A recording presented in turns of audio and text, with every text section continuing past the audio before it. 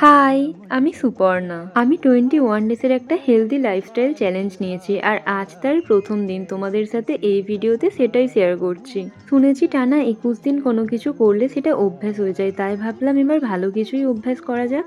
Healthy lifestyle বলতে আমি ভেবেছি সকালে তাড়াতাড়ি ঘুম থেকে উঠবো, রাতে তাড়াতাড়ি ঘুমাতে যাব, বেশি বেশি করে জল, ফল, শাকসবজি খাবো আর বাড়ির খাবার খাবো, এই সবই।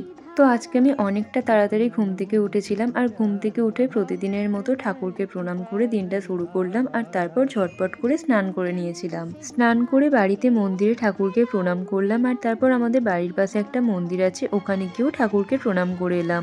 বাড়ি এসে প্রথমেই খালি পেটে 1 কাপ উষ্ণ গরম জলে 1 চামচ ঘি দিয়ে খেয়ে নিলাম। তারপর এই যে আগের দিন রাতে কিশমিশ আমন্ডস জলে ভিজিয়ে রেখেছিলাম আর 1 গ্লাস জলের মধ্যে জিরে, মৌরি, মেথি, লবঙ্গ ভিজিয়ে রেখেছিলাম, ওই জলটাও ছেঁকে খেয়ে নিলাম। তারপর কিশমিশ ভেজানো জলটাও খেলাম। তারপর খেলাম এবিসি জুস, আপেল, গাজর, বিট এগুলো দিয়ে বানানো, আর এটা তো এখন মোটামুটি অনেকেই খায়।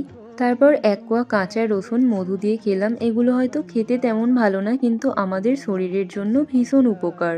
তারপর আমি নিজের জন্য ব্রেকফাস্টটা বানিয়ে নিচ্ছিলাম। আজকের ব্রেকফাস্টে খেলাম ব্রেড, পিনাট বাটার, একটা কলা আর আগের দিন রাতের ভেজানো আমন্ডস, কিশমিশ আর 2টো ডিম সেদ্ধ।